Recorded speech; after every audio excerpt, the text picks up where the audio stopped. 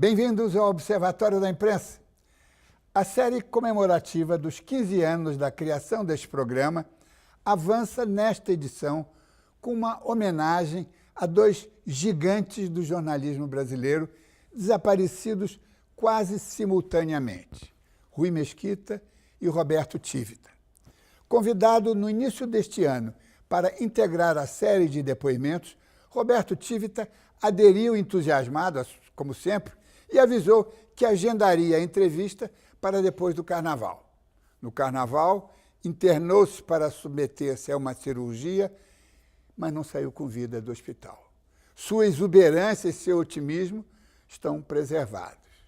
Mais velho, mais preocupado, Rui Mesquita relutava. Tinha razões para isso. Estão de volta, vivos, afirmativos, cada um à sua maneira, através dos depoimentos que concederam em 1998, quando este observatório começava.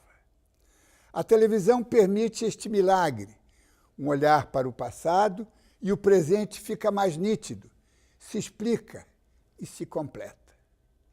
Para comentar estes depoimentos, convidamos um de nossos colaboradores mais assíduos e mais generosos e provocador, o jornalista, professor de jornalismo, ex-presidente da Radiobras, Eugênio Butti, que conheceu de perto estas duas figuras emblemáticas do nosso jornalismo.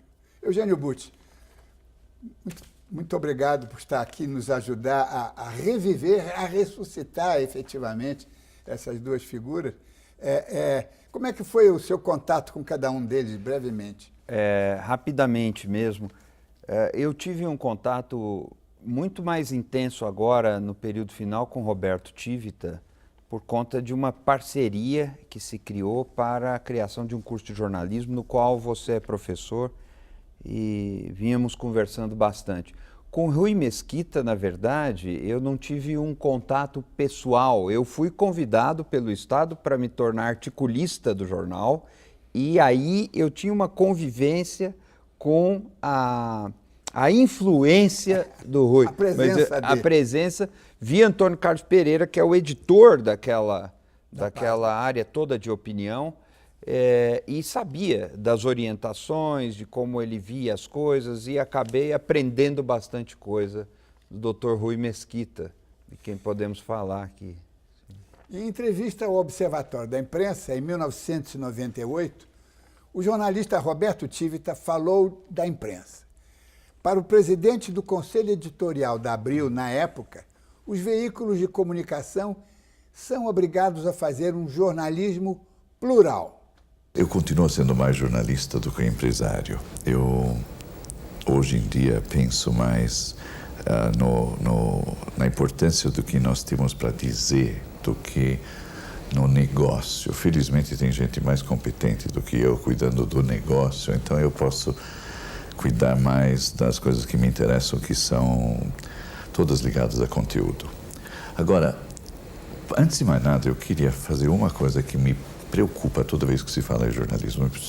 Eu continuo achando que jornalismo, para certas pessoas, é a discussão de política e de economia.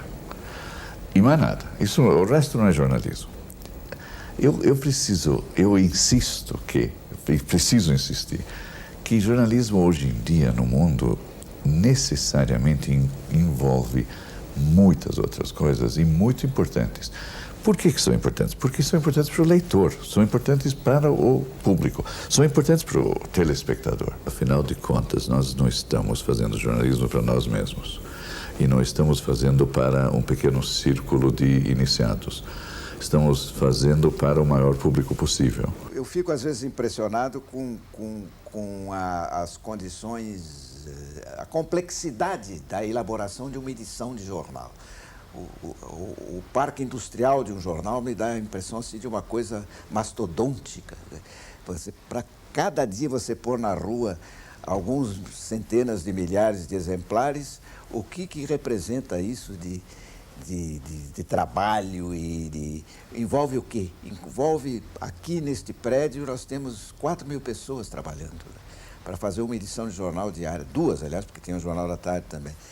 Bom, eu acho que tem espaço para o jornal, mas que o jornal fatalmente terá que mudar de concepção, quer dizer, perder a preocupação de dar a informação em cima da hora e tudo, e se dedicar muito mais à complementação da informação que o indivíduo tem eletronicamente, tem na internet, tem na televisão, tem nas rádios. Eu acho muito interessante, vamos começar pelo Rui Mesquita, porque isso foi em 98, a internet já existia, não é? Mas estava começando, engatinhando, ele não tinha essa importância, esse gigantismo que tem hoje, né? Mas ele já está dizendo, apontando um caminho para o jornal impresso, né? Que é o caminho complementar. A notícia não é mais para o jornal, não é? Claro, é uma sabedoria que, aliás, Diniz, eu vou lembrar aqui, na sua presença, do seu livro, O Papel do Jornal. No Papel do Jornal, você comenta, antes dessa entrevista, vários anos antes dessa entrevista... 20 anos. Você comenta que o surgimento da televisão traz uma competição para a notícia quente, para a fotografia e para a imagem, que obriga o jornal a se repensar na direção da interpretação, do conteúdo, de contexto, da explicação, do aprofundamento, da inteligência e aí sim da exclusividade. É incrível porque o Dr. Rui Mesquita insistiu nesse ponto e agora, com a morte dele, essa entrevista que nós estamos vendo é de 98, na morte dele, agora, este ano, 2013, o Estadão publicou um excelente caderno e numa das reportagens, há um trecho de uma declaração dele dizendo que o jornalismo precisa se ocupar de assuntos sérios, assuntos relevantes e desistir de ficar competindo, se é que quis competir, com entretenimento, com a diversão. O jornalismo vai se ocupar daquilo que vai fazer diferença, o que é uma evolução desse pensamento aí. Há muita sabedoria sobre o jornalismo na biografia de Dr. Rui Mesquita. Agora, o Roberto Tivita, quando fala que jornalismo não é só política e economia, ele também está certo, porque bem antes, nos anos 60, quando a Abril entrou no campo de revistas, ela resolveu fazer jornalismo com automóveis. Isso E fez um jornalismo de altíssima qualidade com a revista Quatro Rodas. Claro. Era uma revista de elite. Claro. E depois com Cláudia, uma revista feminina de altíssimo nível e assim por diante, né? E também é uma coisa que não pode ser perdida de vista, porque estabeleceu um paradigma. Não, tudo é jornalismo, e os bons paradigmas jornalísticos têm que ser aplicados em qualquer gênero. Em qualquer área. Eu fui diretor da revista Quatro Rodas, eu fui diretor de redação da revista Quatro Rodas, gostei muito, era um período...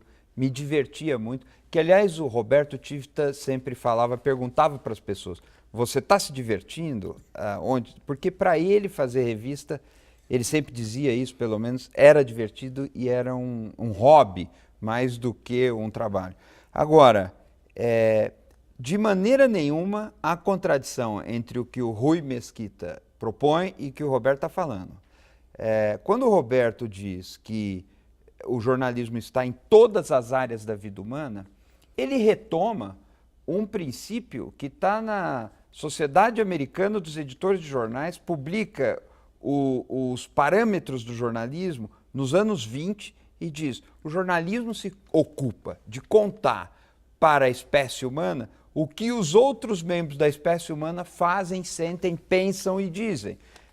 Tudo aquilo que é atividade humana é matéria do jornalismo, claro. Mas não é matéria do jornalismo a diversão no sentido do espetáculo, sim, da indústria do entretenimento. Ele vai fazer aquilo lá em cima dos fatos relevantes, dos assuntos de uma revista feminina, dos assuntos de automóvel, o esporte, o que toca o poder, o que alcança os direitos das pessoas, de um jeito envolvente, de um jeito charmoso, que eleva o espírito, que tem humor, que tem surpresa, mas isso não é o negócio do entretenimento. Nesse sentido, há um denominador comum deixado por esses dois gigantes do jornalismo, como você falou agora há pouco.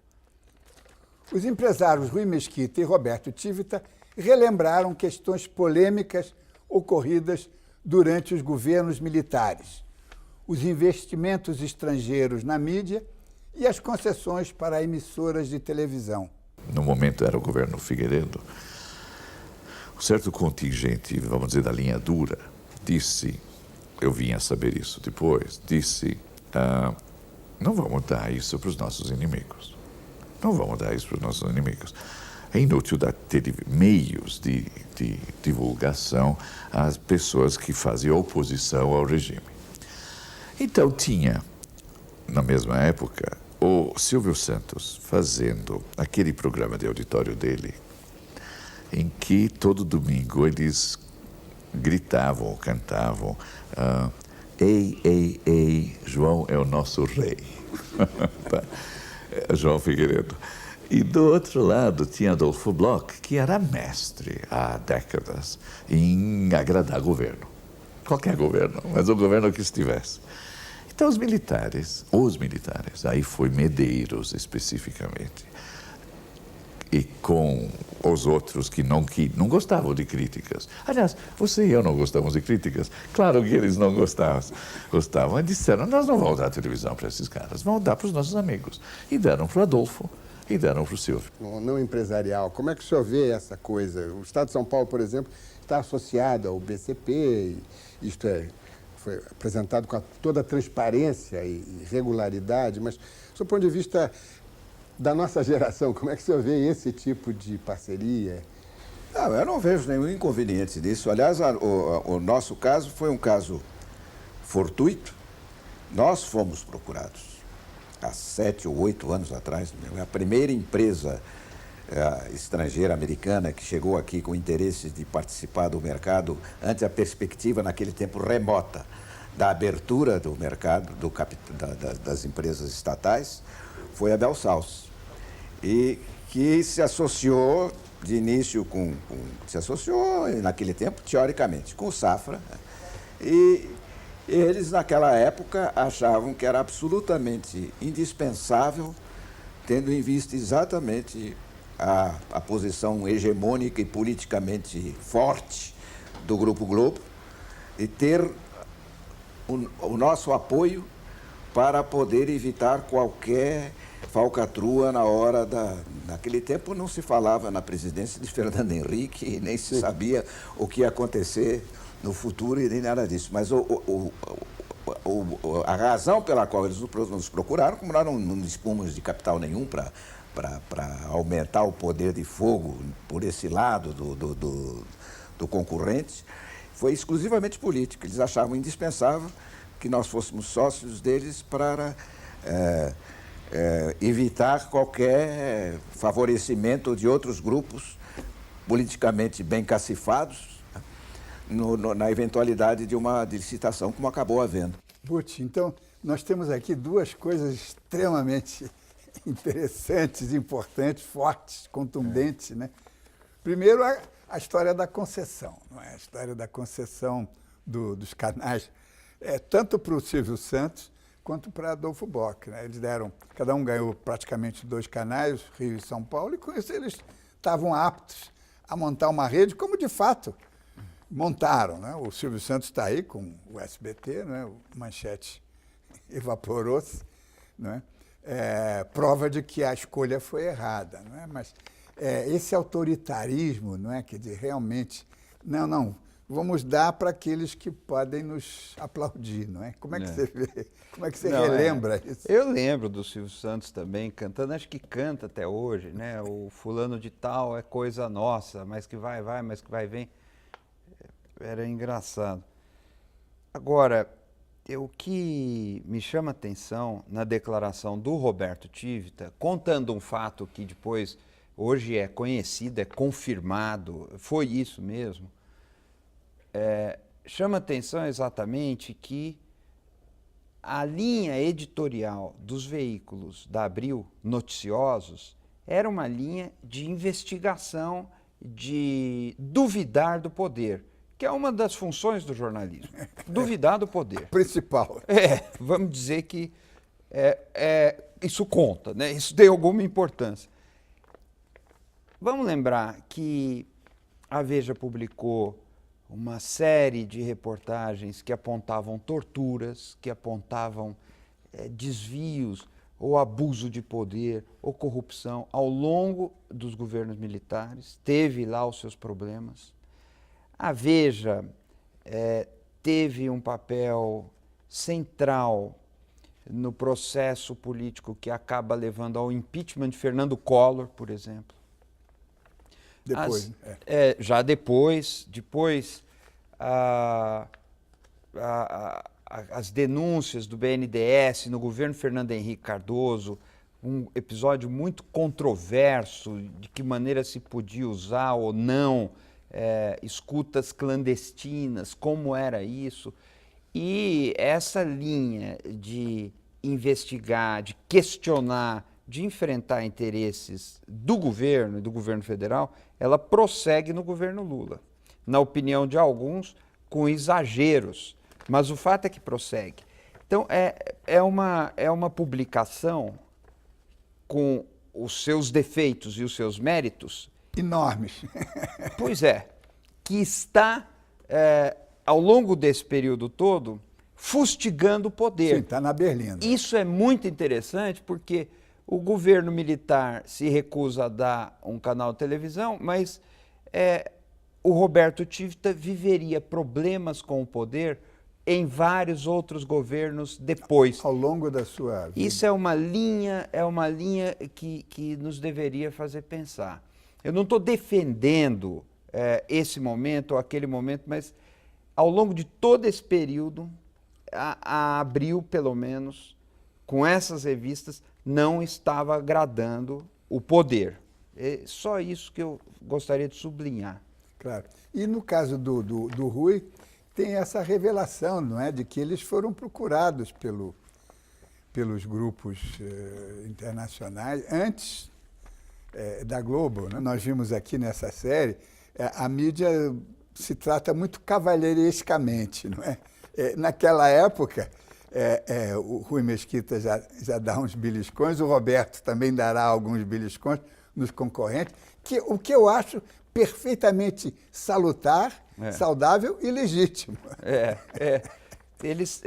Mas mesmo o doutor Rui Mesquita, ele faz referência a isso, dizendo que assim, com a bonomia, não é? Exatamente, é um padrão de convivência que eu tenho sempre a impressão de que toda divergência é necessária no campo da imprensa. Toda. O papel da imprensa, aliás, é explicitar, esclarecer as divergências, as diferenças. Então, embora não gostemos de crítica, uma dos aprendizados desse mundo é esse de conviver com as críticas e conviver com os comentários que nos desagradam, até mesmo a nós. Agora, é preciso observar um padrão de convivência, né? Não dá para chutar abaixo da cintura, essas coisas. Mas o papel da imprensa é esclarecer onde estão as diferenças, quais as divergências, por que certas reivindicações são antagônicas, por que elas se enfrentam lá no próximo horizonte. Isso é preciso fazer. E, sem dúvida, quando vamos chamar de cavalheirismo, ou essa convivência por demais cheia de mesuras e tudo mais, ela tapa a verdade, aí é muito ruim. É lamentável. É muito ruim. Vamos fazer uma breve pausa e voltamos já.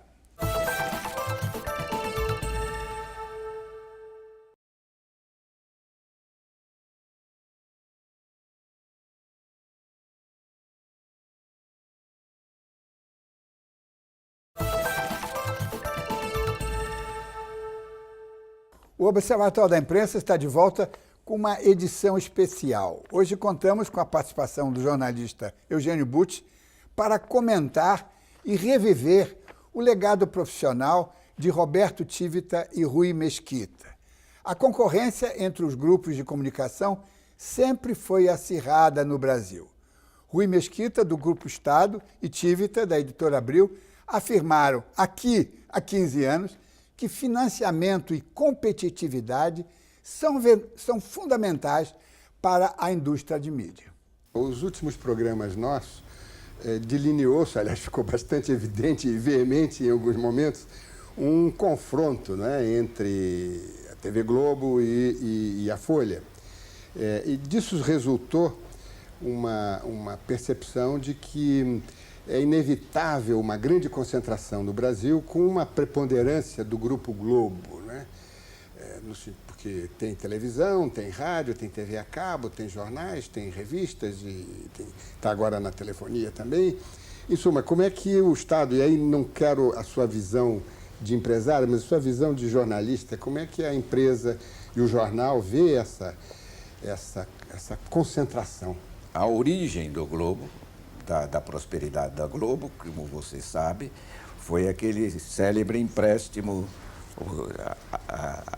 aporte de capital do grupo Time Life, que foi oferecido em primeiro lugar a meu pai. Isto é história. Foi oferecido ao meu pai, que recusou em limines. Não posso nem conversar, porque a Constituição brasileira não permite, né? Isto aí foi o grande salto da TV Globo, né? Foi a partir daquele aporte de capital nos anos 60. Né? E eles olham a coisa muito mais desse ponto de vista empresarial. Eles tiveram ligações com governos em função dos seus interesses comerciais, empresariais. Eles tiveram ministros na área deles. Sim, claro. Isto, evidentemente, sempre que possível a gente combate, denuncia e não aceita. Agora, é um problema muito mais da cultura política brasileira do que um problema da briga entre empresas. Agora, por outro lado, nós temos as melhores relações. Eu praticamente não conheço, porque nunca me dei com o velho Marinho, que é muito mais velho que eu. Tem até, é um homem de 90 e poucos anos. É um dos poucos homens mais velhos que eu ainda. Mas os meninos marinhos, que são gente de... Os meus filhos e o Chico, tudo gostam muito deles, se dão muito bem, acham eles muito bem orientados. Né? É uma mentalidade mais sadia, né? A nova geração. E eu acho que o problema não é deles, o problema é nosso. O problema é nosso, o problema é da Folha, o problema é dos Chivitas, que estão aí brigando para sobreviver ante essa força cada vez maior. Roberto, o mercado de revistas semanais, que é o mais quente na área de revistas, foi movimentado com a entrada de mais um concorrente à época. Como é que você avalia seu concorrente e como é que você vê o futuro do mercado? Eu entendo que toda editora de revistas, no seu desenvolvimento, ela quer chegar ou sonha com um dia poder fazer uma revista semanal de informação. Então, acho perfeitamente lógico que a editora Globo tenha decidido fazê-lo, inclusive porque certamente fazia parte quem dirige a editora Globo é um dos nossos alumni. Aliás, praticamente todo mundo... São egressos. Sim. Então, daqui, no caso, dirigia comercialmente Veja, antes de sair da Abril. Mas eu entendo que fique este sonho. Entendo também que se queira tirar uma fatia do que Veja conquistou, porque é uma fatia grande do bolo de revistas, tanto publicitária como de circulação. Então, o que eles fizeram? Eles foram buscar uma fórmula na Alemanha, fórmula, entre aspas, moderna, que é de escrever menos e ilustrar mais, botar mais figurinhas na página. E eu brinco que o slogan deles é a volta do prazer de ler, mas eu acho que é a volta do prazer de colecionar figurinhas. Em todo caso, lançaram com todo aquele poder de fogo da Globo Quer dizer, tinha um comercial de 30 segundos a cada intervalo. Tinha os atores das telenovelas lendo a revista, lendo entre aspas. Tem merchandising. Tinha merchandising, tinha no Jornal Nacional, como dizem, né? Quer dizer, fizeram o diabo para vender a revista. Resultado, estamos a, maio, junho, julho, uns 4 meses. 4 meses é muito pouco. Mas estamos há 4 meses, o que aconteceu? A revista vende menos que Veja nas bancas e 1 milhão de exemplares a menos em assinaturas. E Veja não perdeu um leitor, pelo contrário, ganhou leitores. Está vendendo um pouco mais do que vendia quando a época nasceu. Portanto, para nós primeiro foi bom, porque sempre que chega concorrência, acorda todo mundo, a circulação do sangue aumenta, a adrenalina entra. Pressão. E as pessoas começam a fazer melhor as coisas. Interessante, né? É, muito bom. Vibrante, né? E é bom Lembrar disso. lembrar e ver como eles falam de problemas, são questões sensíveis, graves, com muita abertura. Claro. E expondo em público quais as inquietações e tudo. Eu acho que vale a pena a gente observar que a revista Época ficou, ela está muito sólida, bem. está sólida hoje, cresceu. A revista Veja continua com a liderança no patamar que ela tinha, inclusive se nós compararmos a circulação da Veja no panorama internacional, ela ganhou postos. Ela Sim. É uma talvez a segunda maior revista semanal do mundo. É uma coisa desse patamar. Ela cresceu, portanto, em comparação com as... Mas a Época veio, ficou, e é um mercado que hoje tem a Veja, a Época, a Isto É e a Carta Capital. Estão aí disputando com visões completamente diferentes, abordagens diferentes. E essa concorrência, de fato, fez bem para todo mundo, faz bem para o leitor. É interessante a abertura do Roberto Tivita para isso. E a visão do Dr. Rui Mesquita sobre o domínio da televisão, é bom a gente lembrar que ela apareceu muitas vezes em editoriais do Grupo Estado, em editoriais do Estadão, que sempre afirmam, de tempos em tempos, um compromisso com uma regulamentação do setor de radiodifusão que iniba propriedade cruzada, concentração de audiência, essas coisas. É uma bandeira democrática que aparece, e é antiga, que aparece nas páginas do jornal Estado de São Paulo. Então, isso tudo ajuda a ver que isso que todo mundo fala toda hora, a grande mídia no Brasil, a imprensa, a grande imprensa, existem diferenças, e algumas diferenças profundas entre esses diversos grupos. Claro. Não é tudo a mesma coisa. Não, e tá muito, isso está muito claro aqui, inequívoco quase. E não esqueçamos o seguinte, o programa, o Observatório estava começando, mas nós estávamos na antiga TV Educativa, hoje TV Brasil, e na TV Cultura de São Paulo. Quer dizer, nós tínhamos uma audiência muito grande e, ao mesmo tempo, eles não tiveram nenhum, digamos, nenhum medo de levantar essas questões delicadas publicamente, não é? Eu acho isso que foi... Acho que houve um retrocesso de lá para cá. É possível, é possível. Embora o Roberto, do que eu acompanhei de tempos para cá, o Roberto Tivita falava disso abertamente. O Dr. Rui passou um tempo, esse tempo final, já um pouco mais... Ele ia diariamente ao jornal, mas já tinha uma certa dificuldade de muito trabalho, muita carga de trabalho.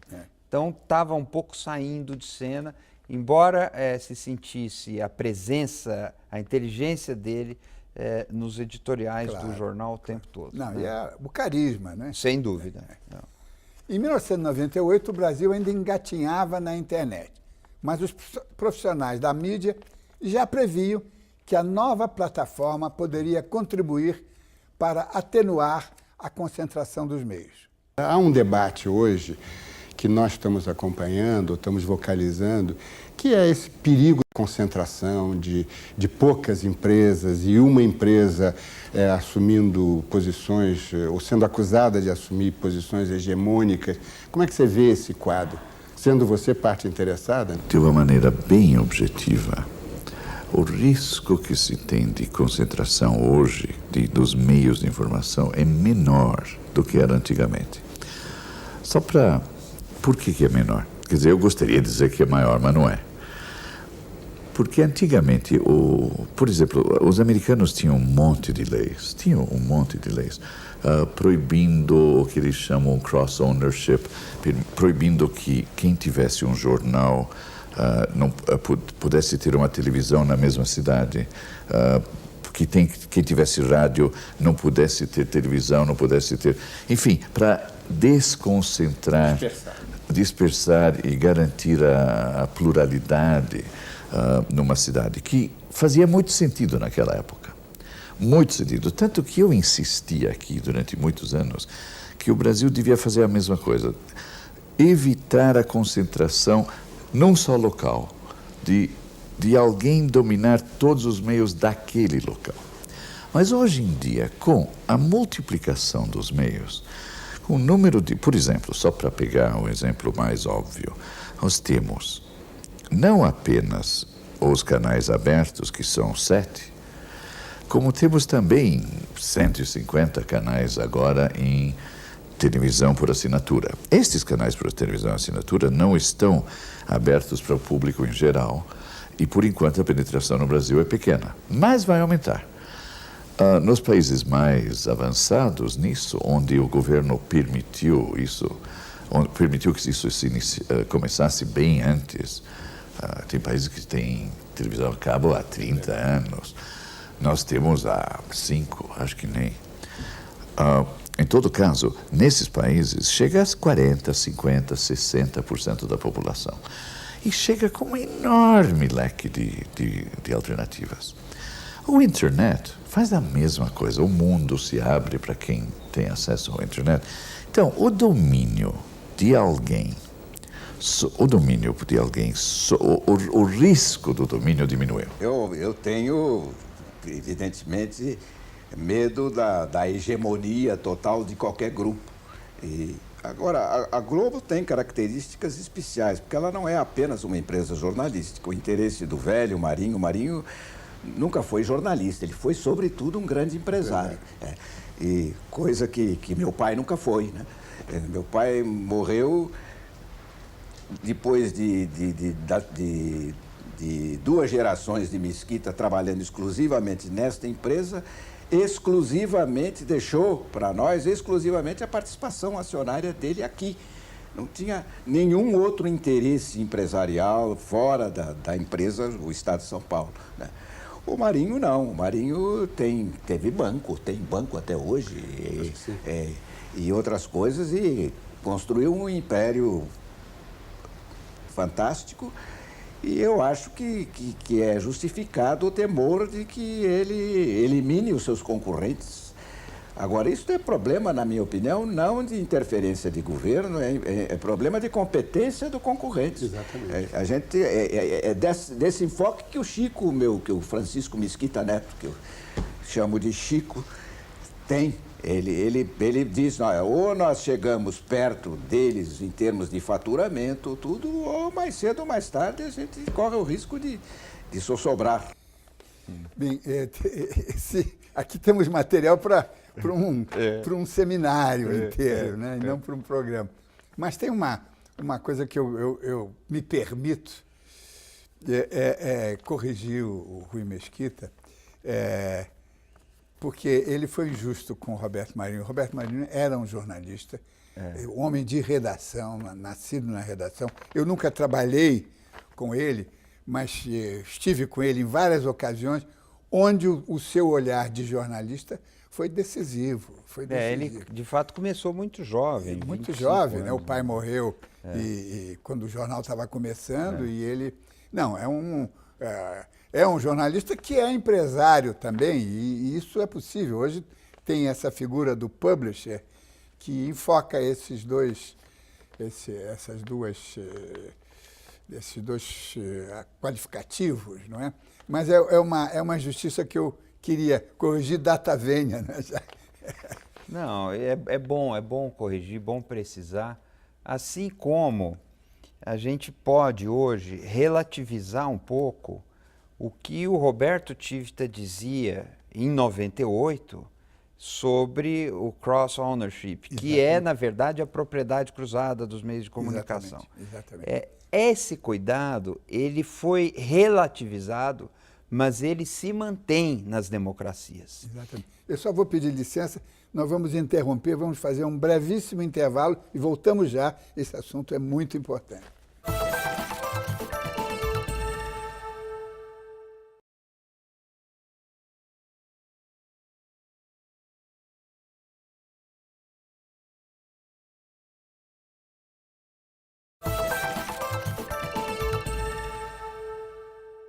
Estamos de volta com o Observatório da Imprensa, que comemora 15 anos com uma série de entrevistas especiais. Nesta edição, recuperamos e revivemos as entrevistas dos editores Roberto Tivita e Rui Mesquita, gravadas para o Observatório em 1998.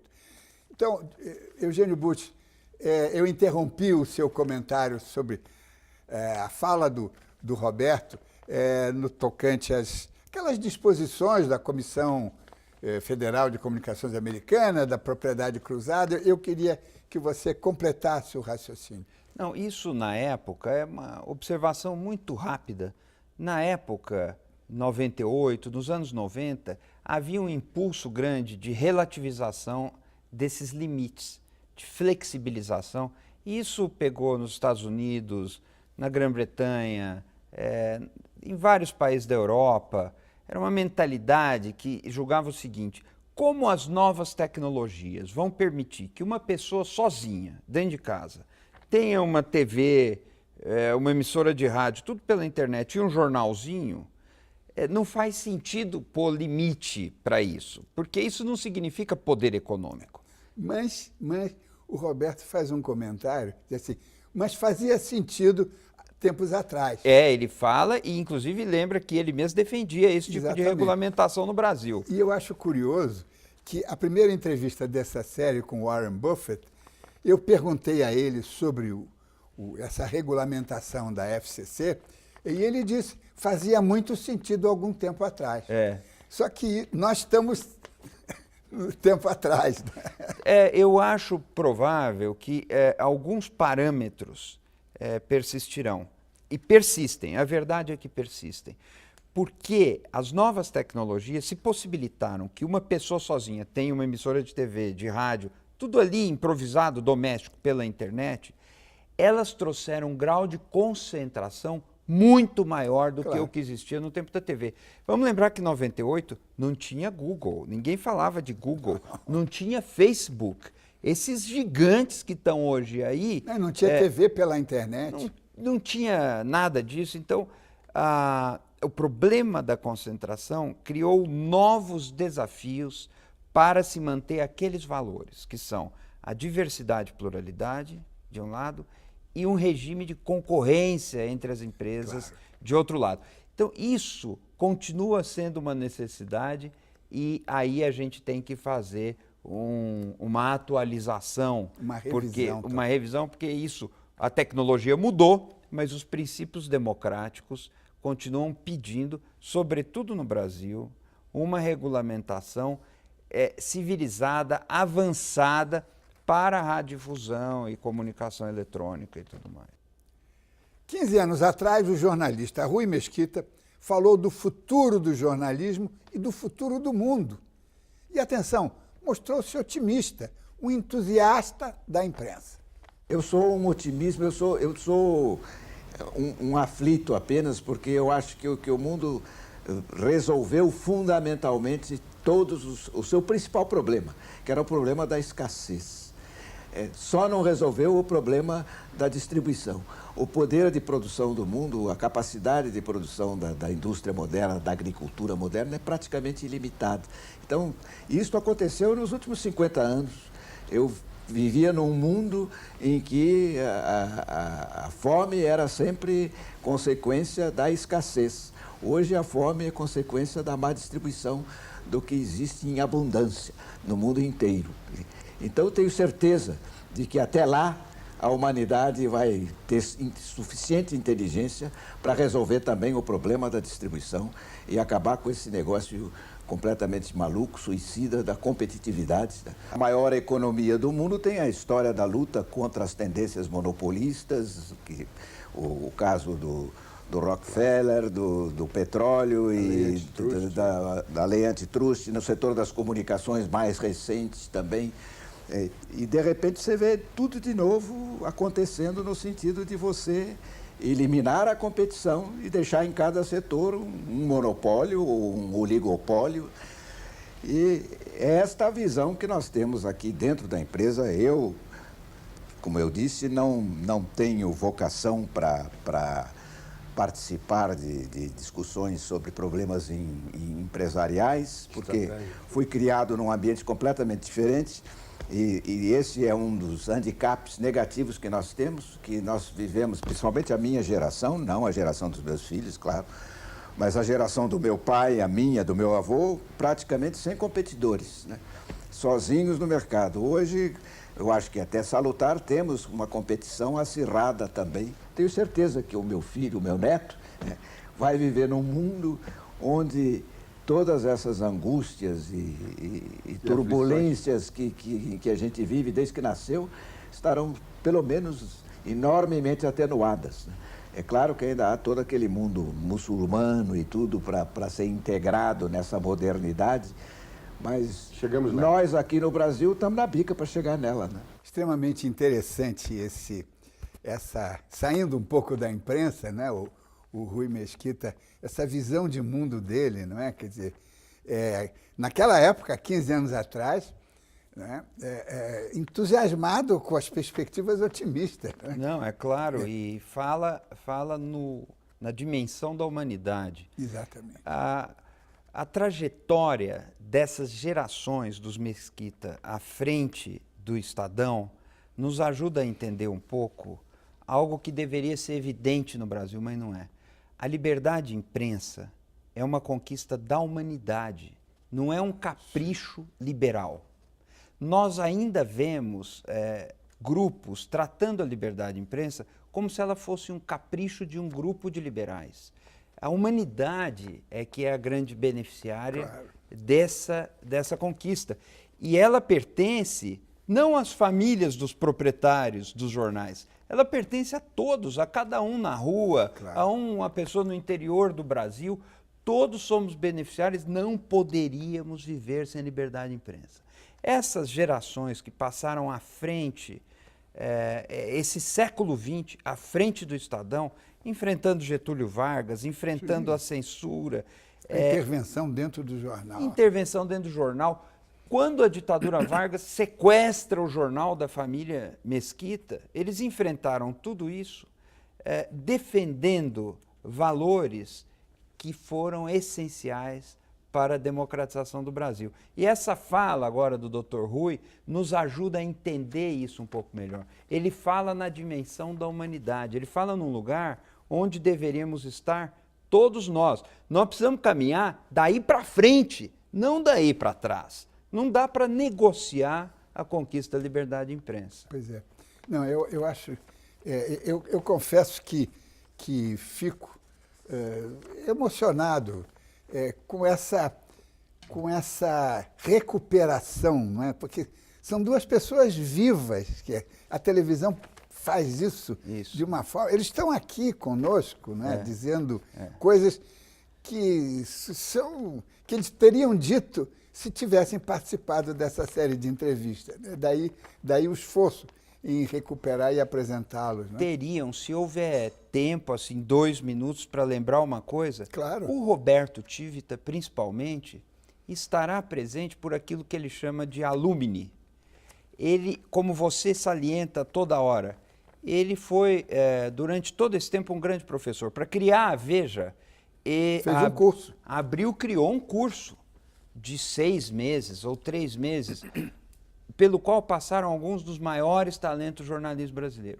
Depois, como professores e como alunos. E como alunos. E depois vem o Curso Abril, e o Roberto sempre se dedicou ao ensino, de alguma maneira, à formação de jornalistas.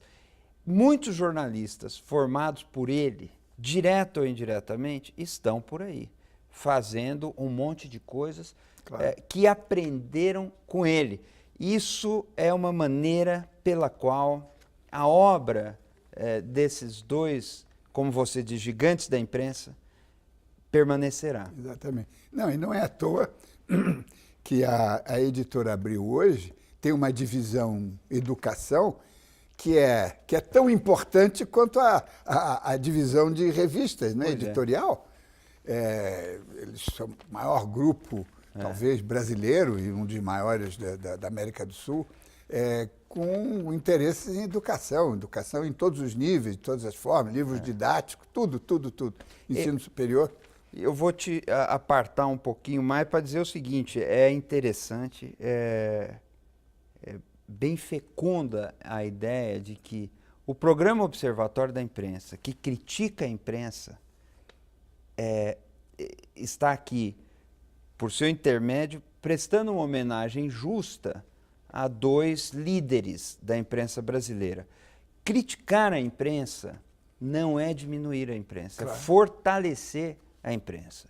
Debater ideias sobre as quais a gente não tem clareza com relação à conclusão, nós pensamos, os jornalistas precisam pensar no curso das coisas e a conclusão é resultado de um processo mais amplo, e nós vamos pensando assim mesmo. A crítica fortalece a musculatura da imprensa. E aí é muito interessante ver que aqui a gente presta essa homenagem justa, né? Eu fico surpreso com a simplicidade, com a sinceridade, com a franqueza, com que eles se expõem, não é? Se expõem na TV aberta, como eu disse, num programa que era exibido em 2 redes de televisão, com uma bonomia, tem uma vontade, né, para fazer. Eu acho isso extraordinário, não é? E eu não poderia deixar de incluí-los nessa série de programas, porque eles estariam, se não fosse a fatalidade, eles estariam participando dessa série vivos, né? Então, aqui nós estamos recuperando eles exatamente com as suas ideias da época, mas é um reencontro com o passado que a gente não pode desprezar. Chegamos ao final desta edição. Quero agradecer ao jornalista Eugênio Bustos pela participação nesta homenagem aos 2 grandes editores que assim podem estar presentes na comemoração dos 15 anos do nosso programa. E lembre-se, assistindo ao Observatório da Imprensa, pela TV, pelo rádio ou pela internet, você nunca mais vai ler jornal do mesmo jeito. Uma boa noite.